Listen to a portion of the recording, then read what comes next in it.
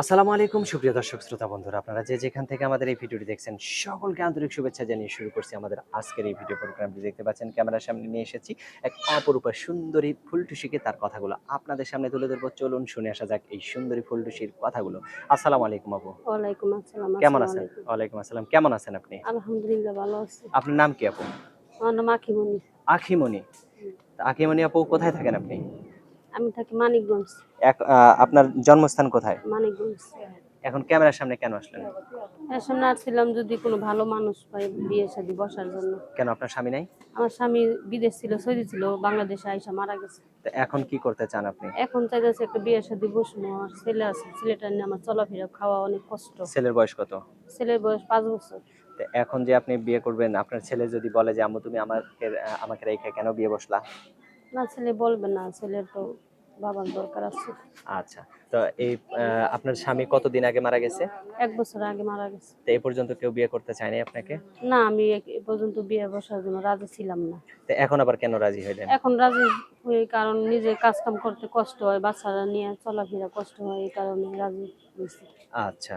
মানে নিজের চলাফেরা কষ্ট হয়, আপনার মানে মেয়েদের একজন তো গার্জিয়ান দরকার, জি, তাই না? গার্জেন মানে দরকার। আপনারও কি সেরকম একজন হ্যাঁ, আমার একটা গার্জিয়ান দরকার? গার্জেন দরকার। আচ্ছা, তো এখন তাহলে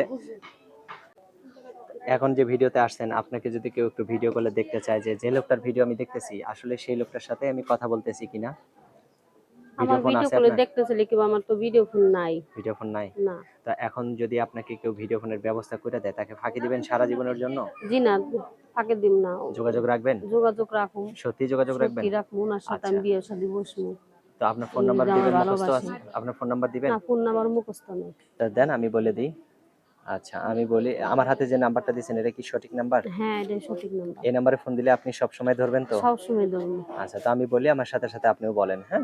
017 017 89 89 80 80 89 89 59। 59। এটাই তো আপনার ফোন নাম্বার? এটাই নাম্বার। আচ্ছা, আর কিছু বলার আছে আপনার?